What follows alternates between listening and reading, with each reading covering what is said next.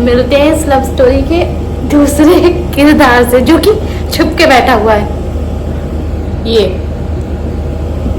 इधर आजा, चल कम हेयर कि मैं बाद में आता हूँ।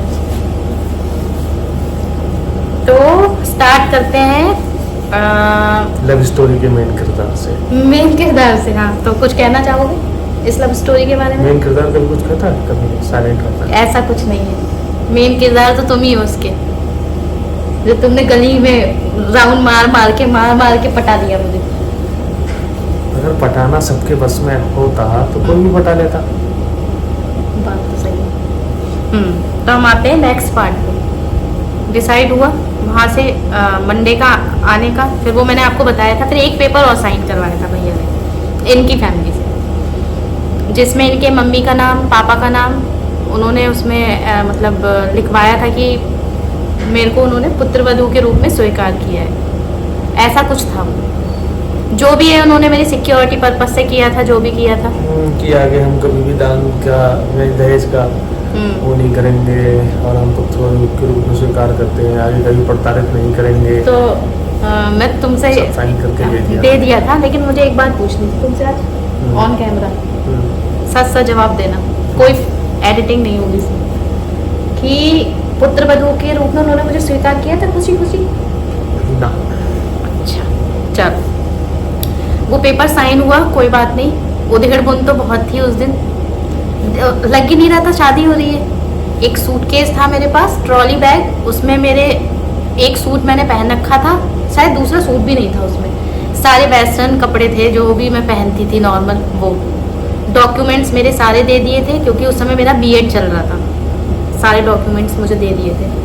और भाई ने बोला कि तुमको हम ऐसे जाते हुए तो देख नहीं पाएंगे, तो वो पापा को लेके महानगर में मंदिर है, हनुमान मंदिर, वहाँ ले गए। भाभी अपने रूम में थी, मैंने फ़ोन किया अरुण को, अपना वो ट्रॉली बैग उठाया वहाँ से, और उसके बाद मैं आ गई बाहर। वहाँ से अरुण ने मुझे ले लिया, ऐसा ही था ना। उसके बाद हम दीदी के घर की तरफ गए थे। मैंने बोला कि एक बार मुझे वहाँ राउंड कटा दो। मैं उनके घर नहीं गई थी, क्योंकि गुस्सा तो सभी थे ना, आरती थोड़ी ना लेके बैठे थे कि तुमने बहुत अच्छा काम किया है, ऐसे ही चल रहा था सब। दीदी के घर की तरफ से हम घर आए तो ना एक वो था, एक उत्साह था मन में कि मैं मतलब किसी के घर की बहू बनने वाली हूँ, या मैं जा रही हूँ, मेरी शादी होगी। तो एक उस घर से निकलने के बाद एक थोड़ा सा रिलीफ मिला कि चलो, क्योंकि अरुण की दादी को मैं पहले से जानती थी। लाइफ में एक नया चैप्टर स्टार्ट होगा। और अरुण की दादी बहुत बहुत पुराने जमाने की, जबकि लेकिन वो बहुत प्यार करती थी। तुम्हें करती थी मुझे नहीं पता, बट मुझे तो उन्होंने बहुत प्यार करा। वो थी घर पे, मैं आई घर पे, तो वो उत्साह मुझे किसी के चेहरे पे दिखा नहीं, दादी के अलावा। एक मन में ये था कि जैसे कि उसी दिन मेरे फेरे थे, मंडे को ही शाम को। कौन से वाले मंदिर में थे?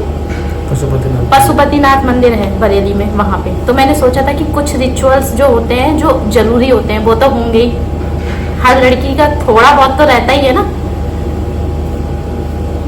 मेहंदी लगी थी, वो भी मेहंदी वो लगी थी वो भी मेहंदी वो लगी थी जो तुरंत लगा देते हैं, तुरंत निकाल देते हैं, नकली मेहंदी जिसे कहते हैं। तो क्या वो फीलिंग आती है यार, तब से लेके आज तक मुंह पे बोल रही हूँ, और सब इनके भी मुंह पे बोल देती हूँ मैं, फीलिंग नहीं आती बहू वाली। इन सब बातों को इन द एंड मतलब क्या होता है? कुछ नहीं मेरी नजर में तो। अगर आपकी लव मैरिज हुई है, लड़का साथ में है, आप लोग साथ में हो, तो सब ठीक है। मान लो अरेंज हुई है और वो साथ में ना हो, फिर क्या करो?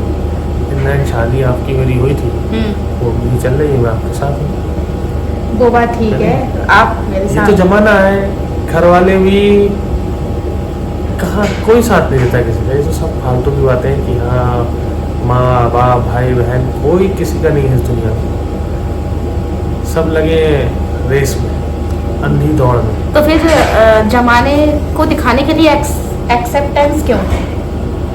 वो तो करनी पड़ती है भाई, घर का एक ही लड़का, करना तो पड़ेगा, और वो भी बगावत पे आ जाए, इसलिए। तो कुछ ऐसा फीलिंग नहीं थी अच्छी वाली कि क्या रहा कि हमें किसी की तरफ से कोई प्रेशर नहीं है, जो हमारे मन में होता है वही करते हैं। हम सुनते सबकी नहीं, करते करते अपने। अपने मन की। सुनना सबकी चाहिए, करना हमेशा अपने मन की चाहिए। क्योंकि अगर आज मैंने पहले भी किसी की नहीं सुनी, अगर मैं पहले भी किसी की सुन रहा होता तो मैं आज यहाँ नहीं होता। मैं जो भी कुछ हूँ सिर्फ अपनी बदौलत हूँ। मैंने आज तक कभी किसी की नहीं सुनी, मैंने सिर्फ अपनी सुनी, सुनी सबकी, करी अपनी, और मैं आगे भी ही अपनी ही करूँगा। इसकी वजह से मुझे कितने ताने सुनने को मिलते हैं। वो तो जाहिर सी बात है दोस्तों, सब जानते हैं कि जब कोई आदमी गुब्बारा फुला रहा होता है तो सब लोग ताली बजाते हैं कि बहुत बढ़िया, बहुत बढ़िया, बहुत बढ़िया। लेकिन अगर उस गुब्बारे में कोई पिन लगा दे तो उस भीड़ में से कोई भी एक ऐसा आदमी नहीं होगा जो छेद पे हाथ रखेगा। ये तो सब दुनिया है, चलता है। कोई बड़ी बात नहीं। तो इस कहानी को आगे बढ़ाते हैं। तो उस दिन शाम को ही हमारे फेरे हुए। कुछ ऐसा तैयारी नहीं थी बहुत अच्छी जो मैं लेके निकली थी, क्योंकि एक हर लड़की के मन में होता है यार कि उसको जिस फैमिली में वो जा रही है थोड़ा सा स्पेशल फील कराया जाएगा, बट ऐसा कुछ नहीं था। शाम इनकी मम्मी गई थी शॉपिंग करने, वही एक सिंपल सी साड़ी और जो भी था वो सब, खैर मैं कैमरे पे ऑन कैमरा क्या ही बोलूँ उन सब चीज़ों पे। हमारी फिलहाल शादी हो गई, फेरे हो गए हमारे उस दिन। उसके बाद हमारी नई जर्नी स्टार्ट हुई, बहुत ही अच्छी भी रही और बहुत बुरी भी रही। अब कम डाउन ज़्यादा देखिए, लेकिन फिर भी हम साथ रहे। लेकिन ये जिंदगी है ना, हमेशा up down up down up down. जितने स्ट्रेट लाइन हो गई उस दिन आदमी खत्म, चलना आगे भी ऐसे चलना। तो और कुछ कहना है आपको इसके बारे में? इसके आगे की स्टोरी मैं आपको आगे बताऊंगी। इसके आगे की स्टोरी आपको कल पता चलेगी कि जिंदगी में आप आया था पहला या डाउन आया। डाउन आया था और सपोर्ट किसने किया था किसने नहीं किया था। लेकिन एक बात तो मैं तुमसे बोलूंगी, पूछो क्या? क्या? कि तुम्हारे खिलाफ भड़काने वाले तुम्हारे अपने ही थे और आज भी है। सब जानते हैं ये इस दुनिया का इतिहास है कि हमेशा किसी न किसी के साथ गद्दारी करने वाला कोई अपना ही होता है। लेकिन मैंने किसी की नहीं सुनी। मैंने कहते ना कि जो भरोसे वाले होते हैं वो आप लोगों ने देखा होगा कौन होते हैं। लेकिन हम तब भी साथ थे। मैं लड़ाई होती थी, कोई मुझे भड़काता था, मैं भड़काने में आती थी, मैं लड़ती थी। लेकिन जमाने के सामने ये जाहिर नहीं होने दिया कि मैं मतलब हमारे आपस में दिक्कत हो रही है किसी के भड़काने से। बहुत होती थी। कितनी उम्र थी यार, 23 साल की उम्र थी हमारी। ये भी 23 साल का, मैं भी 23 साल की। उस बीच में कोई कुछ कहता था तो बुरा तो लगता ही था। और मैं तब अपने घर वालों से भी लड़ जाती थी और आज की डेट में मैं इनके मम्मी पापा जो भी इनके खिलाफ जाता है मैं उनसे लड़ जाती हूँ। मैं 10 साल से लड़ी रही हूँ, तुम्हारे लिए लड़ी रही हूँ। मुझे लग रहा है पूरे जीवन भर मैं लड़ती लड़ती चली जाऊंगी। अच्छी बात है, लड़ते रहो, लड़ती रहूं। ठीक है गाइस, मिलते हैं अगले पार्ट में। और ऐसे ही आप सपोर्ट बनाए रखिए। हमारी स्टोरी को आपने जितना पसंद किया है अब तक उसके लिए आपका बहुत बहुत धन्यवाद। आज मैंने छुट्टी थी तो मैंने बोला आज तुमको बैठना पड़ेगा। कैसा लगा बात करके? बहुत बढ़िया, बहुत बढ़िया। ठीक है, मिलते हैं नेक्स्ट पार्ट में। बाय।